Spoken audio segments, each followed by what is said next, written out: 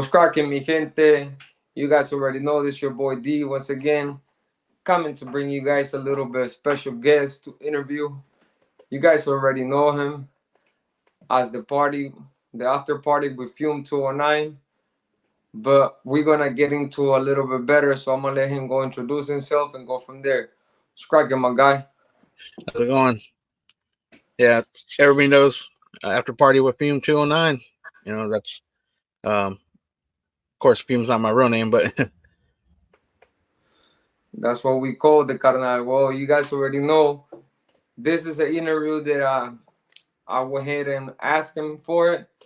I wanted to interview him to get to know him a little bit, so also the people on both platforms can know who Fume is aside from the music playing, the jokes on the side, so you guys can know a little background history on him, and also so you guys can have a better understanding of the person as a man and how me and him became friends and have built this beautiful friendship that we now have to the point where we can now call each other friends, which is a blessing that I have this man in my corner and I can call him a friend.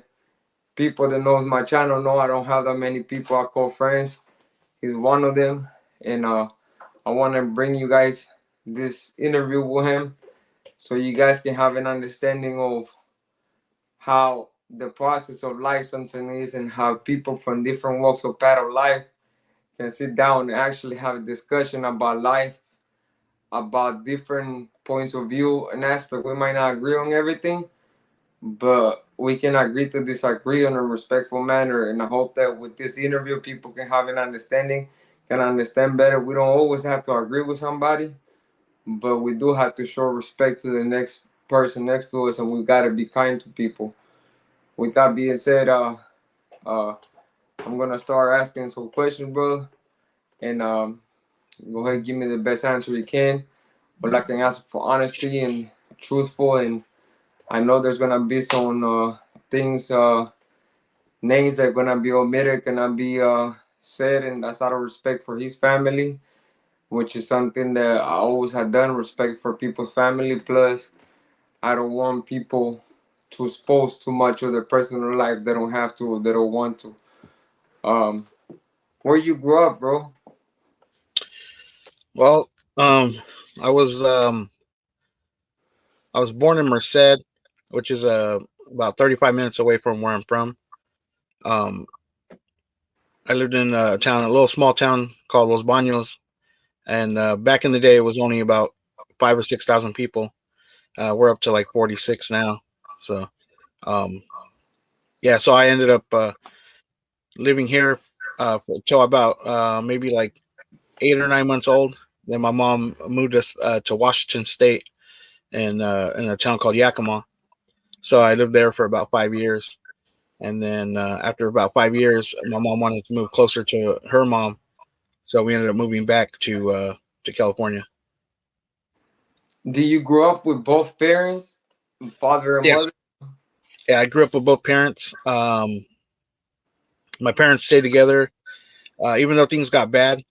They stayed together until all of us turned 18, and then they split afterwards. But yeah, they didn't want a broken home. That's good. That's good. Do you were your parents second generation Americans or were there immigrants just as my parents were? My dad is from Michoacan. He was born and raised there till he was about I want to say about 17 years old or so, Okay. and then he moved up north. Um, he used to work on the border, trying to just trying to make money to raise his sisters. He had 3 sisters he had to raise because his parents died when he was 9. Um, my mom, she was from Bakersfield. She was born and raised there until she was about um, I want to say about 6 or 7 years old, and then because yeah, most of my family are from Los Angeles and Bakersfield. So my mom ended up moving up north with her mom and her dad. You come from Mexican descent parents, correct? Yes, yes, that's correct. So most of you and your family, your brothers and sister, are basically the first generation from your dad's side, Mexican Americans. Yes, yes. They stayed together for until you guys were 18, which it looks like a pretty long time. How many of you guys were there? How many brothers and sisters were there? Well, I have an older brother and older sister that my mom had from her first marriage, and I have three sisters. I grew up with a sister that was 3 years old, 3 years older than me, and then my sister that's a year and a half older than me, and then it was me, and then I have my little sister that's about she's about 3 years younger than me. Okay. Did you guys grow up on the what like accommodated household, or was it like a struggle, like money got wise, or were you guys like mid suburban type of family, or were you guys like on the low poor ends, or were you guys consider a little bit with money? Well, first growing up when from as far as back as I can remember, I was about 3 years old, and yeah, we are. My dad was a foreman in an orchard in Yakima, and my mom and dad both worked. Uh, we we had a roof over our head, we had food in our stomach, clothes on our back, but we didn't have the most money. Growing up, I started working at the age of 3 with them in the orchard. Um, my mom would pick me up at the bus stop on a three wheeler, and then we'd go into the orchard, and she'd give me a bin, and I get on the ladder, and I would pick. So And for people to know what picking orchard is, what does that job consist of, or what is it about? yeah, we used to pick pears, apples, cherries, apricots. Um, there was some other stuff I can't remember at this time, but yeah, what I would do is I grab a bin, I'd fill it up. When it would fill up, we would dump it in a bigger bin, and then they would mark off each time you filled up a bin, and that's how you got paid.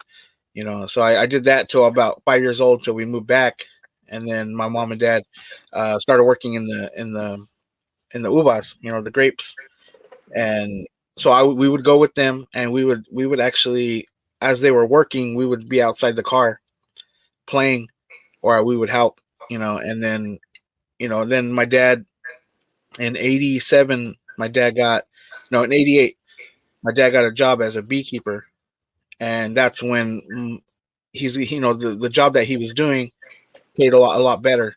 So we had we I'm not gonna lie, we did have some good times. We did travel, we did stuff that middle class families did, but that's because my dad's boss was he was good to him, so he would give him bonuses and stuff like that. But yeah, we didn't grow up with a lot of money though. So I used to work at a young age. I used to work for what I have.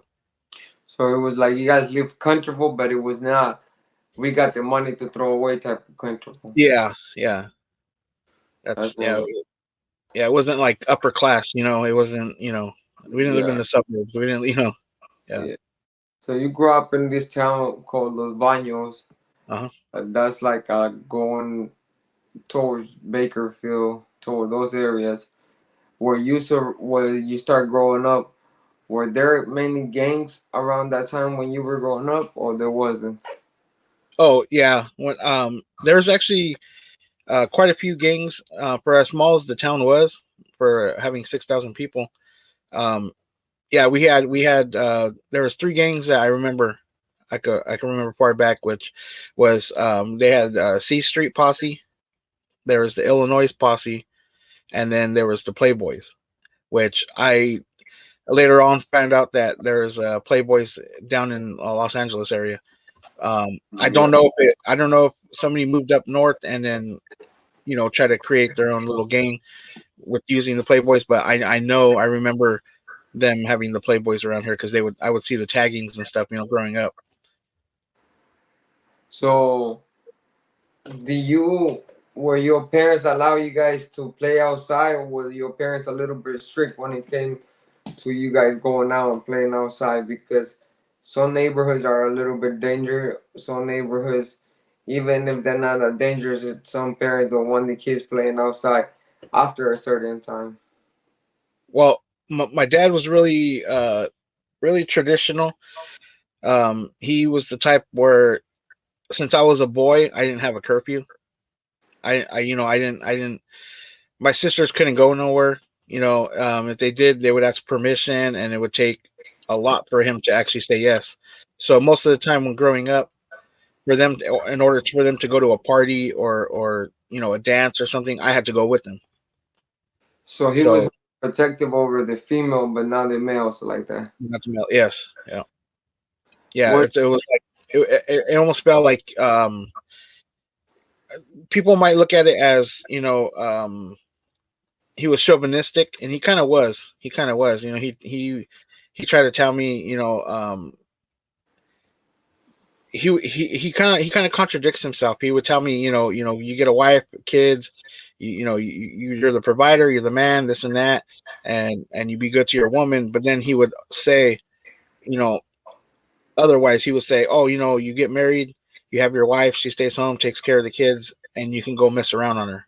So it was kind of like, yeah, he would contradict himself a lot because he was a narcissist. So Who was the stricter out of the both parents? Who was the disciplinary out of the two of them? my my dad was my dad was the disciplinary physically, but my mom was the disciplinary where if she just gave you a certain look, you knew not to mess up. Yeah. Yeah. So But yeah, she was the one that had those looks and those ya vas a yeah, ver type of fingers. Yeah. yeah, So you grew up around with your brothers and sisters, protecting them basically. So you grew up with something of value and morals about respecting females and doing what you're supposed to do. And yeah, also, it seems like at a very young age, you got drilled down into you the work was an important thing and that you had to work for the things that you wanted to have in life. It was not just given to you, which is something that we are missing in these generations nowadays because they feel entitled, they feel spoiled sometimes because we give them everything, yeah, and sometimes we please them with everything that they want or they think that they need, and it's not a necessity. So I remember growing up, to us a phone was a necessity. Certain things in the house were necessities, they were not luxury. So it yeah, seems like you grew up the same way, having just the necessity for your life and your household with your parents. You didn't have no luxury to go around waste or do whatever you wanted to do. yeah. Following your dad's footsteps, the you got a job at an early age, or when you start going to high school, did it change? Um, I, I pretty much worked my whole life. So, um, when I was growing up, from the age of, like I said, I worked at 3 years old till I was about 5. Then when I was 7 years old, my dad and mom wanted me to focus more on school. So I would only work like on the weekends, vacations, like if we had like Easter break, spring break, and Christmas vacation, stuff like that. I would work, and on the weekends or after school. So it was like on and off for a while. Um, it was it was easy because his boss didn't really care that I was underage and working. Mm. So yeah, so there was loopholes around getting around child labor laws and stuff. So but yeah, but I worked since I was younger till now. Right now, yeah, of course I have to have back surgery. I have to have my spine fused. Um, so I'm gonna leave right now, but I've worked my whole life. You know. And before we continue, I apologize to the people and to you if I seem like I close my eyes for a few seconds, but the pain on my thing is really bugging me. And I just took the medicine, so sometimes those things hit me left and right, and I start getting sharp pains, and sometimes they numb me up, and I get cross-eyed. No problem. So, when you were growing up in Los Baños, like I said, were you aware of gangs that were active in the area? Were you attracted or drawn to those type of things? I You wasn't. Yeah, I wasn't drawn to them. It was more they were around, and my family were involved. People I grew up with were involved. So growing up seeing it, um, I was educated on it, but I didn't really want to join a gang. I didn't want to be a part of any of that life um, until later, until I was about like 12, 13 years old. when you became around the age, you f- you weren't drawn to it, but you became interested in what they were doing, or curiosity got the best of you. Yeah, I think it for me it was like paternalismo. It was I was looking for somebody to show me the love I wasn't getting at home because me and my dad didn't have a good relationship. Yeah. So it was more of like I needed to find something to draw me in, so I can find that love somewhere. So when I would go kick it with the homeboys, it was a way of, okay, these guys care about me. My dad doesn't. My dad, beats me. They don't. They have my back. My dad doesn't. So I was looking for that other half, that something, that void that I was losing. So I had a void there, and I didn't know what it was, and it was not being loved, not being cared for. You know. So what I did was, when I did want to join a gang, is because it was more, yeah, I was looking for that love at the same time as I knew if I did it, it would make him mad. So if I joined a gang, it would piss him off because I couldn't fight back sometimes physically because I was smaller than him.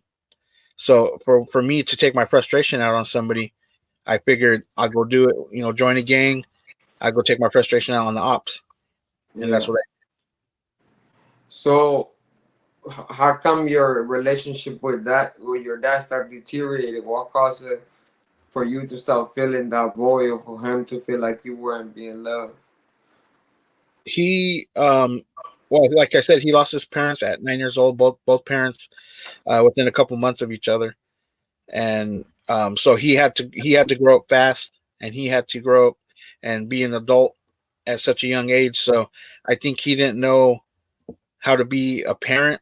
At the same time, you know, uh, it's not an excuse, but it's a way to understand why he was the way he was with me. And he, I feel like it was jealousy. It was the fact that, because he didn't start he didn't start physically abusing me until I was about the age at like 9 years old, which was the age of when he lost his parents. So Mm. I felt like it was jealousy. It was like, how come he got to grow up with parents and I didn't? So he would take his frustration out on me, and that's basically where it stems from. It was, he was 9 years old when he lost his parents. Because my mom told me since I was a baby till I was 9 years old, um, he took me everywhere with him. He bragged about me. That was mi único hijo. He would always say, "That's my only son." You know, Yeah. he's gonna pass the name on. He would hug me. He would show me all this love until I turned 9 years old, and then that's when it started changing. But see, then I didn't know. I didn't figure this out until a few years ago when I was in my 30s, and my mom told me that he lost both his parents at 9 years old, which I didn't know. I didn't know that. So that's what made me figure, okay, since he lost his parents at 9 years old, he stopped treating me good when I was 9 years old and on. So that's when I figured out myself. That's where it stems from, was that he lost his parents at 9. Mm. And did was the physical abuse sometimes unprovoked, like out of nowhere, or was that something that you felt like you did, or he will blame you for something and then take it out on you, or he Well, will take it out on you regardless if it wasn't your fault or anybody, or if it was somebody else's fault? yeah, I would say, like, yeah, of course, every kid gets in trouble, breaks something, doesn't listen, whatever it is. So I would say like 95% of it was nothing I did to provoke him. Mm. 5% of it was me getting in trouble, not listening in school, my grades, stuff like that. But those things, I think, came into effect because of how he was treating me too. So that's why I didn't care about school. All I did was I wanted to go to school, be with my friends, make people laugh and joke around and not pay attention in class, and that just caused him to, be more, physically abusive to me. So, but 95% of it, I would say it was just like random. I would just be sitting there, doing my homework or playing a video game or riding my bike, and it didn't matter what I was doing. He would call me over, and I'd come over, and then he would just physically abuse me. Like um, I remember one time I was playing Nintendo, and I was about 9, 10 years old, and all I remember was seeing black. I was sitting there, and I just seen black, and I didn't know why I couldn't see. So I got kind of scared, closed my eyes, and when I opened my eyes, I could see again. And then all I did was I just remember hearing like a loud ringing in my head, and then I look back and my mom and dad are arguing. So he takes his keys and takes off. I said, "What happened?" I said, "I have this bad migraine," and he's like, "Yeah, your dad just came up and popped me in the back of the head. He just punched me. Just I wasn't doing anything. I was just sitting there. And it that's when I first started noticing. Okay, why is he doing this? It's crazy. And then it just became a normal thing. I when I would hear his truck, first thing I would do is I go in the backyard, jump the fence, and try to go somewhere. I would leave. I would try to not be around him, but it didn't always work. It got that bad, huh? Yeah.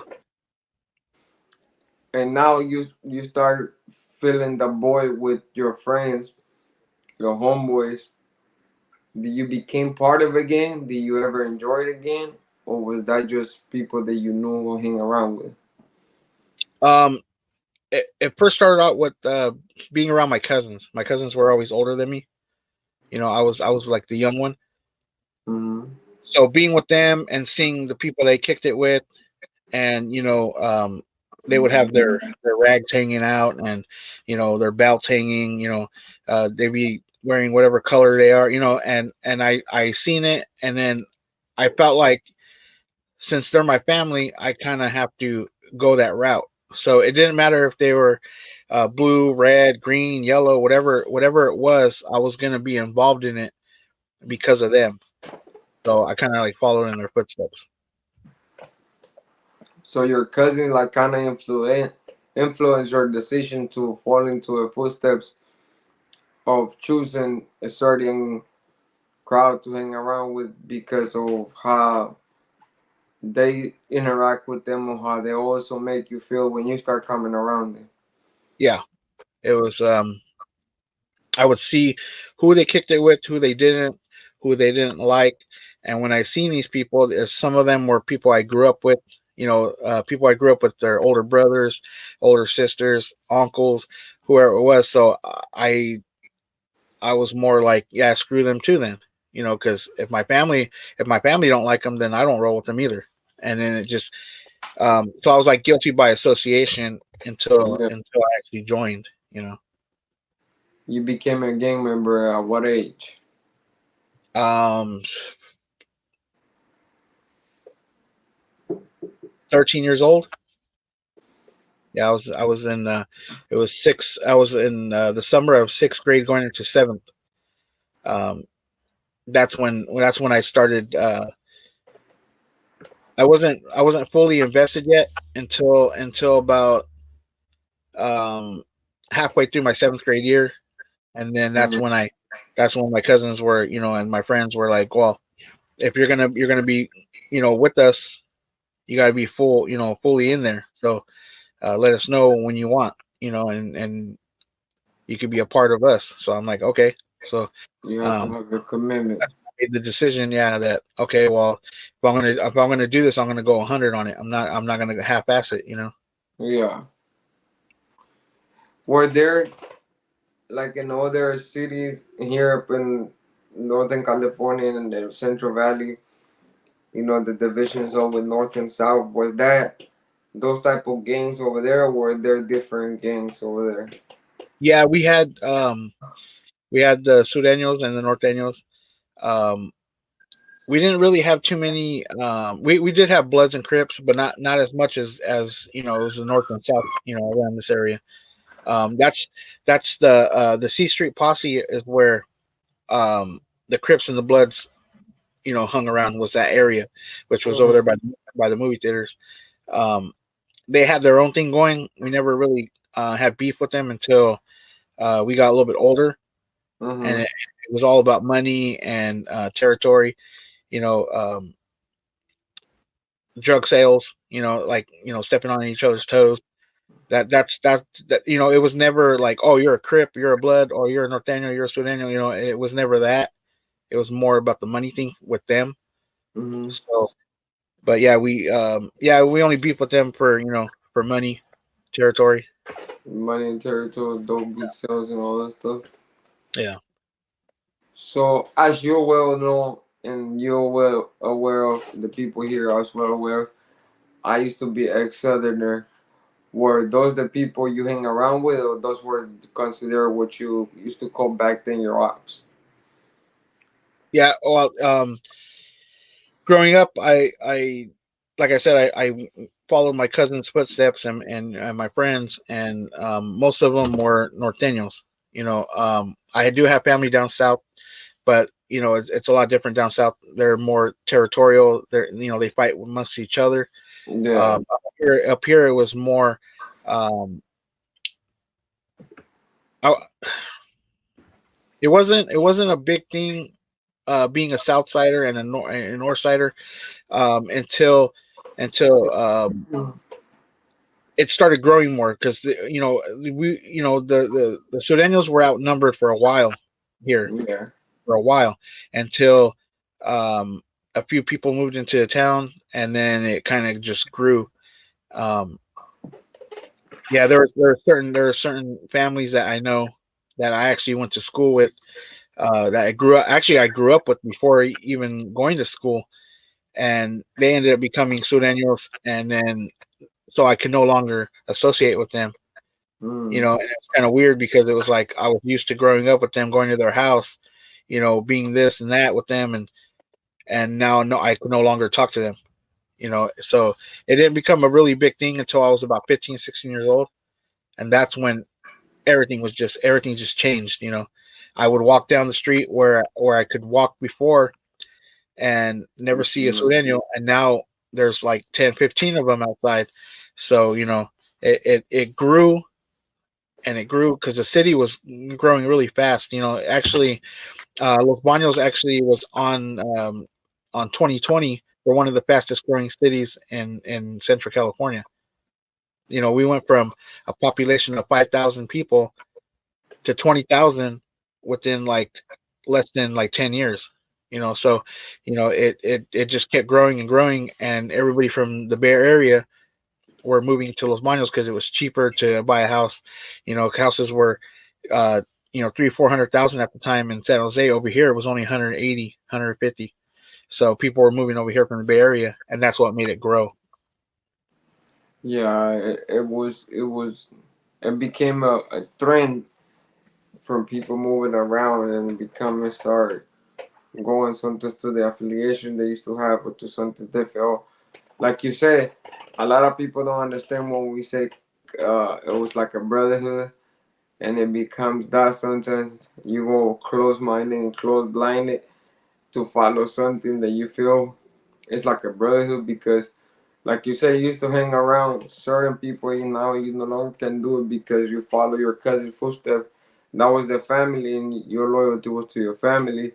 And then you start hanging around with this individual now with the person you used to go and have to sleep over some night when you were a kid. Now they can no longer do that because if you're seen talking to them or even chopping it up with them, now you feel like you want to punish them because there's some type of animosity that have grown from those a magical barrier that comes down once you choose a one side and they chose a different side, which is something that a lot of people don't understand. But also they don't understand the concept of brotherhood. Sometimes we go looking for the love that we cannot find at home. Sometimes we have family, we have our dad and mom, but we might not have a brother. And if we do, we're not getting the same cariño from the brother that we're getting for somebody else in the streets. Like at least with me, that was that way. I used to always fight my little brothers, so it was never felt like there was love there. Even though we knew each other, we cared for each other, and that was my brother. I would go to war for them, but the brotherhood concept was different when you start hanging out with these people than when you're doing it with your own family. So you start hanging out with norteños and became a norteño. Uh, how did that change your lifestyle and your living situation at home? Well, when my mom found out, she figured I would do that because um, I was always with my cousins, so she kind of figured, I was already part of it before I was even a part of it.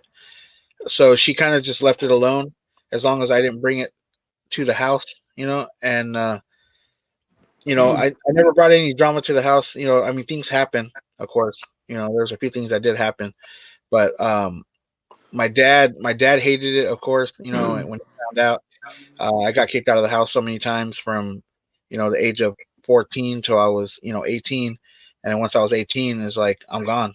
I'm out. Excuse me. Like every couple months, it was pack your stuff, get the hell out, or my stuff would be outside already. He didn't, you know, and sometimes it wasn't even because of, being in a gang. It was more me and him never get along anyway. So I was already getting kicked out before he found out I was in a gang. He would just kick me out, because we didn't get along. Now, basically, your dad was like, "You can do your thing." Your mom was like, "As long as drama doesn't come," but sometimes it comes knocking at your house, so there's not much you can do. You became part of the game, so you start getting involved on it. Did you drop out of high school, or do you continue going to school? Um, I was ditching a lot. I was leaving. I'd get dropped off, and then as soon as I got dropped off or said I was there, I would take off. But so from my freshman year till middle of my sophomore year, I had like no credits. I had nothing but straight Fs. And I was just doing whatever I wanted to do. But I went home one day, and my mom found out. Because I used to go and try to check the mail before, and I would get all the truancy letters and throw them out. Hmm. So when she found out, I don't remember how she found out, but she found out and she told me to come over because I wasn't living there at the time. So I came over, and I was living at my tia's house.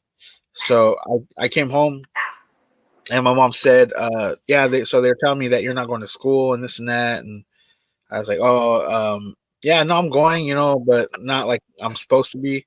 And she says, "Well, you got no credits, and um, they want you to go to a continuation, or they wanted me to go to Valley, which the Valley was a different type of continuation where a lot of gang members went." So all she asked me was, she goes, I'm only gonna ask you for one thing, and that's all I'm ever gonna ask you for is if you can graduate, because she dropped out of high school. She hated school. She didn't, she understands that, that I didn't like school and this and that, but she just asked me, please graduate, because I didn't graduate. I had to go get my GED at like 20. I think it was like 28 or 29 years old. She went and got her GED. So she just asked me if you could just please graduate. That's all I ask of you, please. So, hearing her plead, because I mean, yeah, of course she said it in a different tone. I felt bad.